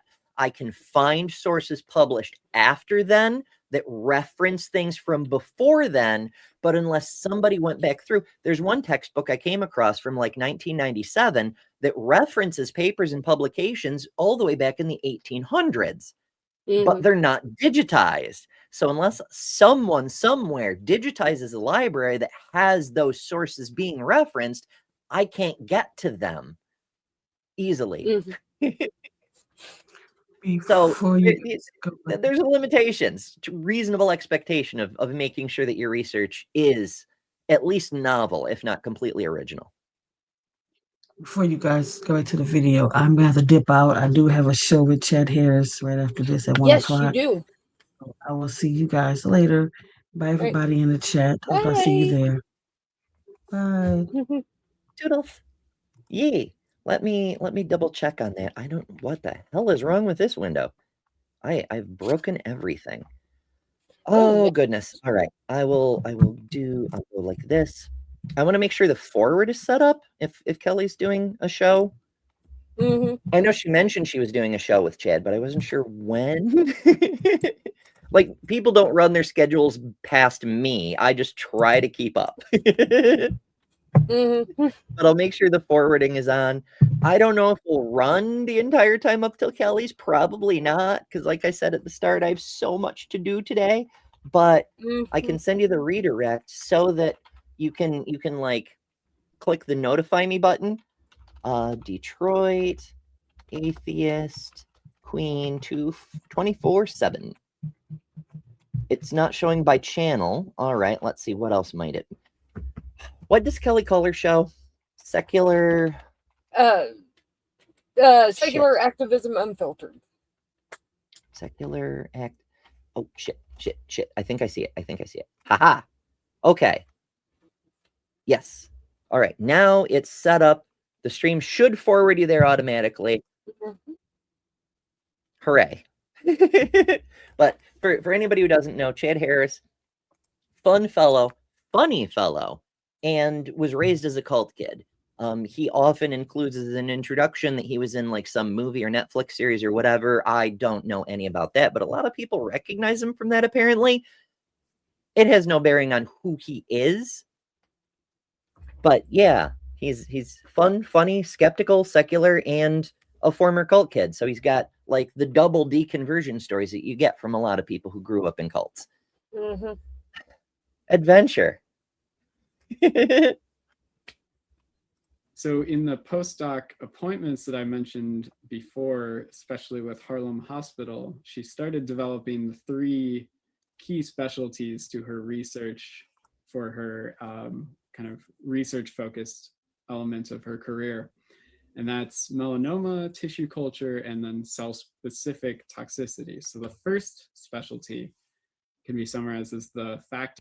Oh, Kip says, I was 3 years into mine, the PhD program, I assume, a dissertation project kind of thing, when a journal article and a book were published that demolished the direction of my research. I had to pivot, and it made my finished product substantially better. Hell yeah. He also says my last birthday stream was all about my PhD dissertation. Ooh. It was good. I get unreasonably excited over things. I can't watch everything on the YouTubes. I'm sorry. Especially, trying to set things up for future productions and editing things and also I sometimes do real life things. Like, for example, I usually visit with my son on Saturdays, sometimes Sundays, but it's usually Saturdays. And this past year, because I'm very poor, I've been getting these like 99-cent mini pies. So he can have pies for dessert because I fucking love pumpkin pie. And he likes pumpkin pie and he loves it when there's whipped cream on it. So I get these mini pumpkin pies because I can't afford the full-size pies. They're like $7 for the small ones. Fuck that. Mm-hmm. So I get the mini pies. The store was out of mini pies. Oh, no. So I'm making brownies instead. So I have to make the brownies. Oh, goodness. Miranda says Ember exists off the internet. Who knew? I know, right? I know. I'm a digital projection. Holy shit, I wish I were a digital projection. I lost so much time this morning because I got caught. Not only was I trying to do mod stuff on the preceding show, but also I was trying to prepare clips to edit the thing. I'm like in different stages of production in 2 other projects. I'm getting ready for the show tonight with Dr. Ben. And on top of that, I'm talking to Elliot about Munchausen's trilemma in philosophy because my goodness. So someone sent me a link to a debate where Andrew Picklejar couldn't express why Christianity is a better worldview. He just went on, it's better because it's better, for like several seconds. And that's what motivated me to start putting together clips to put in the supercut. But one of the things that came up in that little bit of debate that I watched to find the it's better because it's better so I could put the clip in, his interlocutor mentions Agrippa's trilemma. And I'm like, what the fuck is that? And why have I never heard of it? Well, I've heard of it, but it's usually posed today as Munchausen's trilemma, which is that the basis of reasoning is always unsupported, right? It's this idea that you run into one of 3 problems with any kind of chain of reasoning or even claim that you care to suppose. And it's that either your reason requires another reason, which requires another reason, which requires another reason ad infinitum. This is the, talking to a 4-year-old thing. Why is the sky blue? Because of Rayleigh scattering. Why is that? Because that's the way oxygen interacts with visible wavelengths of light. Why is that? It's all that infinite regress of whys. So that there's not actually anything solid behind the reasoning. It just leads to an infinite chain. Another possibility is circular. It's just, whether it's a small circle or a big circle, eventually your argument ends up being circular. It's self-supported, you might say. And the third is dogmatic. You know, you'll just say, oh, it's self-evident, or it's just axiomatic. Like, that doesn't actually answer the question, though, you know? So that's Munchausen's trilemma.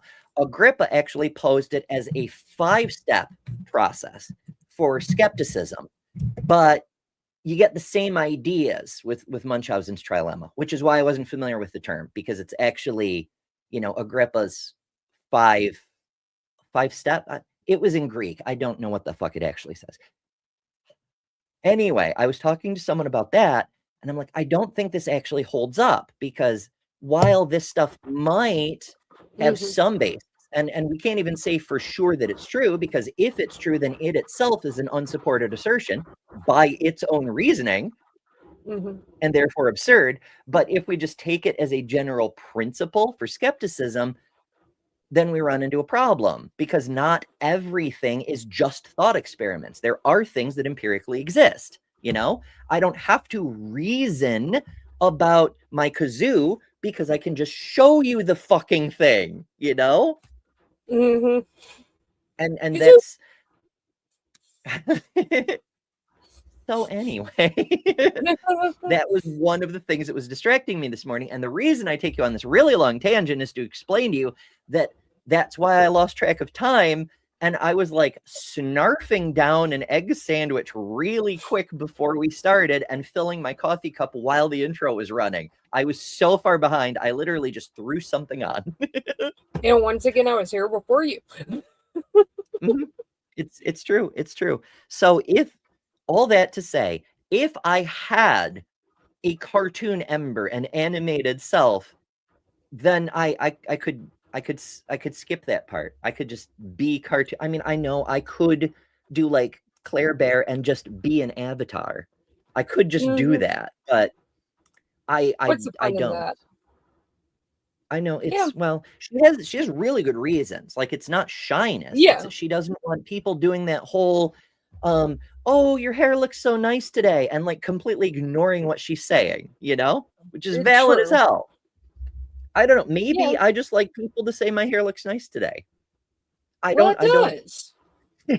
It doesn't. It's just here. I digress. In any case, I have tangented considerably. Tangents. Shit. We're all here for the tangents. That's what we're here for.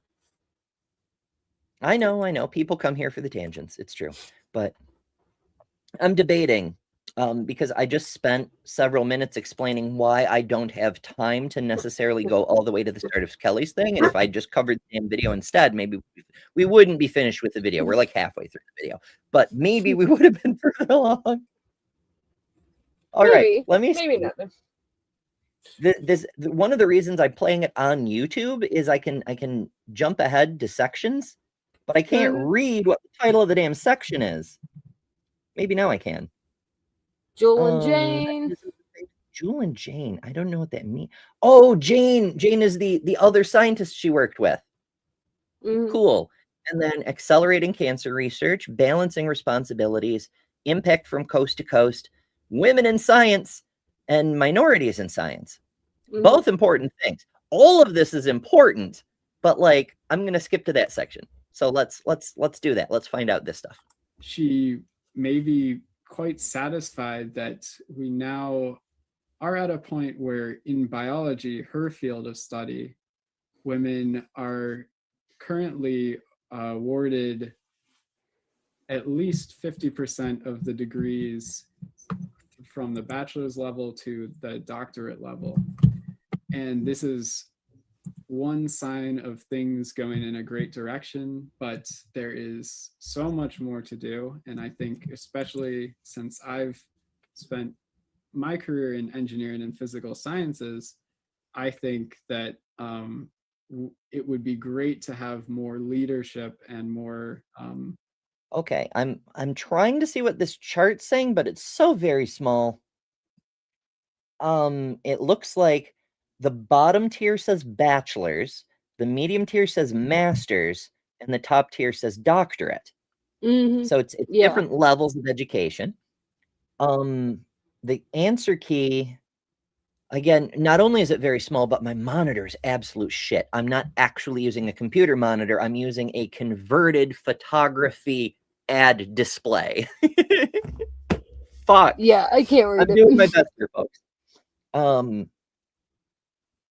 I just can't read what the hell it says, though.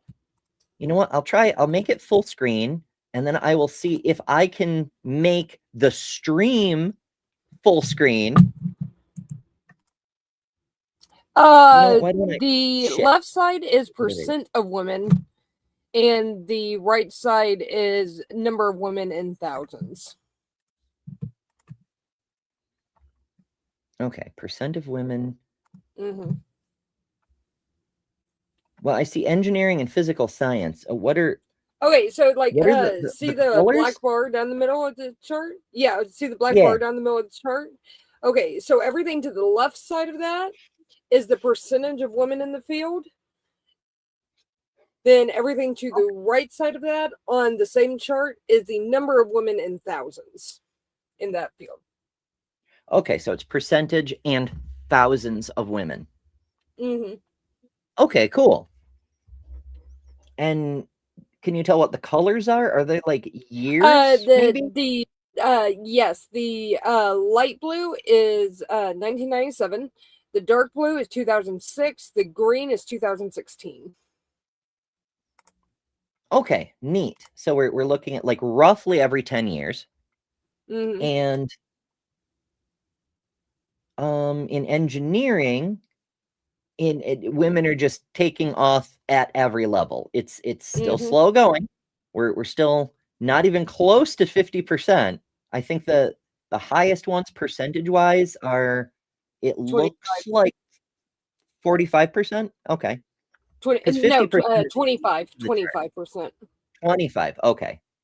Mm-hmm. And then as far as thousands, I can't tell at all what that's supposed The to be. highest is 22.8 Okay. on the Which bachelor's level. is not an insignificant number. It's not a lot, but it's not an insignificant number. No. So very, very neat. Physical sciences, the percentages are okay-ish. Looks like at bachelor's it's relatively stable. At master's, it's higher than it once was, but not as high as it recently was. And again, this is from 10 years ago as we stand. But at the doctorate level, it's gradually nudging upward, even if there's an insignificant total number. Yeah. That's wild. That there's like, what is that top number for doctorate? I guess the light green on the doctorate physical. It's 0.2, 0.2, and 0.4. So there are 400 total women with PhDs in physical sciences. Yeah. It Holy might shit. be. It might be though, like degrees that are handed out every year. I don't know. Maybe. That may make more sense. Because like every year you're adding more, and when you're going by 10 years, ostensibly the people in the last batch will still be active in the new batch. Yeah. So maybe it's because I'm like, I cannot believe that I'm one of like 400 women and I'm not even working in the field. Like, what the fuck? Across all physical sciences? No, that can't possibly be right. Yeah. So yeah, it's even by year though. That's such a low number. That's fucking crazy. Anyway, we're in overtime, but we're still running out of time. So let's continue. People like Jewel Plummer Cobb directing these representations to also achieve more of this balance. However, on a kind of bright note, I'm not sure if everyone's caught up with this, but the Nobel laureates were announced in the past couple weeks, and the awards will be given in November, I believe. But it's very exciting to see that in the physical sciences, there have been 2 chemists and 1 physicist that are women celebrated for some of the biggest scientific achievements to date through CRISPR and black hole research. And just I've talked looking to at this Andrea image Ghez. on the right. I've talked to Andrea Ghez before. She's the one who prize. Physics Prize 2020. Yeah, for discovering Sagittarius A star. She is really cool. It was that recent? Holy shit. Yeah. Well, it was in the early 2000s, late 90s that they were able to kind of nail it down by, as in, this object has to fit, like, we know it's a single object because, like, the stars don't wobble when they go through. So if it was like a collection of stars or something, it will wobble a bit. The stars don't wobble, so, and it's a perfectly smooth path. But it's going to fit inside all of these orbits, and the only thing that big that would cause the stars to move that fast in that amount of space is a black hole. They can't be anything else. And that's kind of the layman's explanation of how they figured it out. But yeah. And she's been with the Galactic Center group at UCLA for forever. Which I wanted to get into, but I did not. Yeah. It's so fucking cool. I didn't realize, like, I don't know. I always had this impression that, like, it seems like everything we know about the cosmos is either like cutting edge and still has a line of asterisks of like possibly, but we're not sure, or we've known about it for 100 years, you know? Yeah. That's one thing that when I was in physics that really attracted, that I really wanted to go for astrophysics, because I wanted to do black hole research, because it was right at the forefront whenever I was going. So it still is. I mean, I'm sure you heard about Kern's paper a couple of years ago where he was like, wait a second, a stationary singularity doesn't actually work. Like that's not actually possible, though. And so he gave us donut singularities, and so now there actually are forbidden donuts.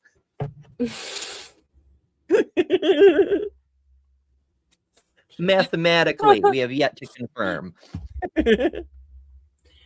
Right, if you think about when Jewel Plummer Cobb was growing up in the 20s and 30s, only a few women had been celebrated with such an award.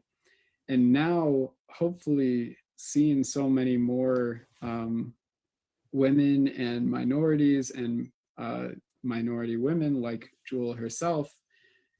Diversity. And I think this is one of the reasons we have such a political miscommunication between left and right, is because we have, people like this who are researchers but not trained presenters. They don't have media training and expertise and whatnot. And so they just say what they mean, like we're seeing more women and minorities. But what conservatives hear is we're getting more women and minorities and fewer white men. If he had just a little bit of media training, he could have said we're seeing a greater diversity of experiences and ideas and backgrounds and so forth. And nobody can argue that that's a great thing, Like if you say yay diversity rather than highlighting minorities, you create a very different impression. This is why I strongly believe that we should still teach rhetoric in public schools so people understand how it works and how to wield it to not only to, present a more favorable image when they're trying to get a grant for the research, but to avoid making politically charged true but also faux pas statements, It's fun. Dr. Kip says my co-host is an astrophysicist weasels in a trench coat. I've heard that rumor. I have heard that about him, yes. Weasels would be what's that? Weasels. You can't trust them. No, you can't. I've heard they play with lasers for their day job, so Dr. Vandy he's an atomic physicist, but we like to say he's an astrophysicist because it annoys him. I was going to be an astrophysicist. And then I completely switched gears and went into history. It happens. Yeah, you know. Really helpful for encouraging younger girls and younger minority students to see that this is a place where they can be celebrated for the great work that they do, which was not always the case. See, that's another issue of phrasing. Is it's not that we're looking to celebrate minorities for participation. It's the other way around. It's they're no longer being blocked from speaking and contributing and being able to do the great work that they have done. Again, academic, so give him some credit. Also, very white, very unlikely, given his focus, that he's ever had to seriously look into any of this shit, which is another reason why Black History Month, Women's History Month, and all the other awarenesses are so fucking important, because people like our friend here don't mean any ill will. They just don't know because they were never educated in it. Now, minorities, the statistics of minorities awarded different degrees in science and engineering is also something that is worth talking about and following through many of our careers.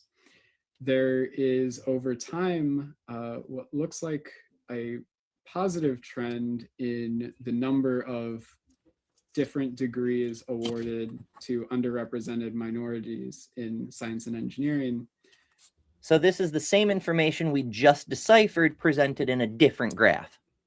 But if we particularly consider Black students for receiving these degrees in science and engineering and kind of divvied up by discipline, there is a disappointing lack of progress in stimulating this diversity. And I, at least as long as I've been interested in research and degree programs such as these, have found that a lot of people are making it their mission to make this representation far more balanced. But unfortunately, the trends don't seem to be reflecting that quite yet. So there is a significant lag between when you institute new policies and when things actually start happening. Depending on the policy and how far downstream the effects you're trying to measure are, we could be looking at something that's affecting the education beginning with kindergarten, which means you need to wait 12 years before you see the first student enroll as a freshman in their associate level program. You know, it takes a minute. I'm hoping that we can have some bit of discussion about what people think about this, but before ending, I want to also note that these HBCUs, like the one that Jewel's grandfather went to and Jewel went to herself, seem to be very successful in encouraging minority students to pursue graduate studies. Okay, this is an interesting distinction because the slide says HBCUs are more successful at preparing Black students for graduate studies by the numbers. And that's like percentage rate of successful, I guess, completion of a higher degree, whatever. But saying it's successful at preparing them is a different thing. And it's an interesting perspective because today, with desegregated schools, a lot of people are seeing HBCUs. The whole reason we have the term HBCUs is because they're still predominantly Black. They're saying, oh, these schools are segregating. Now, to be clear, you don't actually have to be Black to go to an HBCU, but they're still largely Black. And so people say they're the ones segregating. How could their segregation prepare minority students who are still suffering bigotry and prejudice to better cope with a mixed population in grad work? Mm-hmm. You wouldn't think that's the case. And yet they have more experience than any other school in preparing minority students for dealing with racism and prejudice and bigotry and shit. Yeah. Where the statistics are 15% of Black students that receive bachelor degrees do so from these institutions. So they're supporting the bachelor degree load of 15%. However, if you tally up all of the... All right, we are completely off the subject of Dr. Cobb at this point. Like, I'm not even, this isn't even my tangent. This is his presentation. I don't know. That's a whole thing. Point is, Jewel Cobb, absolutely amazing individual. And I hope you're feeling inspired. If you're not to worry. We have many, many more goodies coming up. For one thing, Dr. Ben will be joining me this evening for Studying Women's Bible Study. We're going through a purity culture, women need to submit to men style Bible study program where they don't actually discuss the Bible very much. And so Ben and I are studying the study program and like dissecting the nonsense. And it's frustrating, but it's also kind of fun. So I hope you join us for that. And whether that's to your taste or you can only handle it in small doses, it only comes in small doses. We're covering 1 week of the program at a time, and then we're fucking off over to Dr. Ben's for trivia night, which is always fun. But tonight is the championship, where the past champions champion against each other for the championship. That's how we name things around these parts. Yes. Now, it will be like the main competitors, the people who have like earned previous championships, but everybody will get to play because, as I understand it, Ben is doing it team style. So you can help contribute to your favorite champion becoming the champ or hurt their chances respectively. But it's fun and you might enjoy. But come to Bible study first, because that's over here on this channel. This week, I may have bonus shows at any time, of course, but this week we're at Mark's for a fresh debate. I don't even know what debate we're covering yet, but that'll be at 8 p.m. Eastern at Mark Read Atheism. Sunday, I did have something planned, but I postponed it because Cynthia McDonald asked me to come do a thing. I believe we're recording, so I'm not sure when that'll come out, but it should be neat. It should be nifty. It's totally not going to make me tear the hair I spent 4 years growing out. It's the State of the Union. We're covering the State of the Union. Oh my goodness. But it's okay because Cam will be there. It'll be fine. And then I have to do that every week. What's that? I have to do that every week, twice a week. Yeah, well, that's why I didn't cover, like when my coverage of the State of the Union was covering the Democrat response to the State of the Union, which wasn't actually a response to the State of the Union. It was a canned speech, which is one of the reasons I'm still furious at Governor Abbey.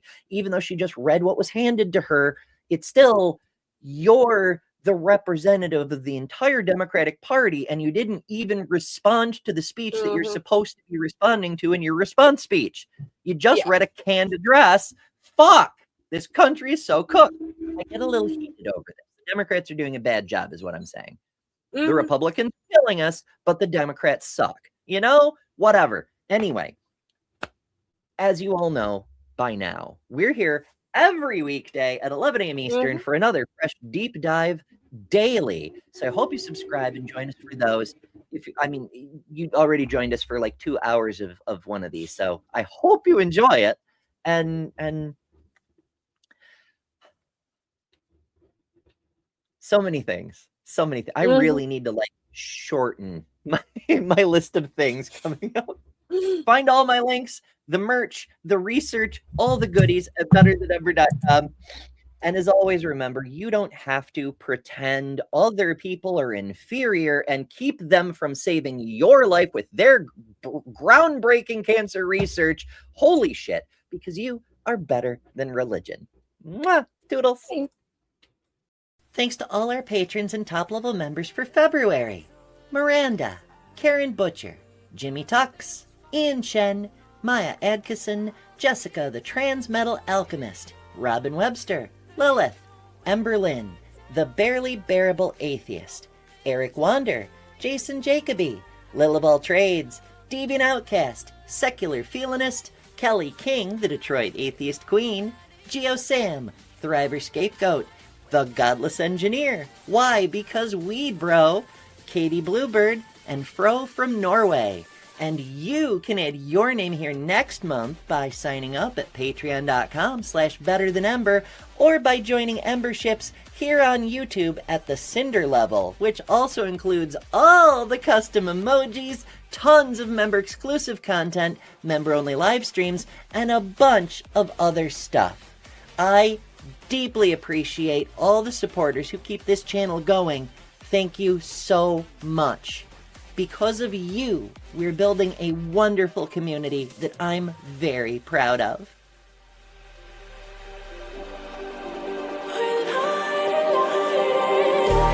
Just like a spark that's breaking out, can't make a stop, can't turn back now.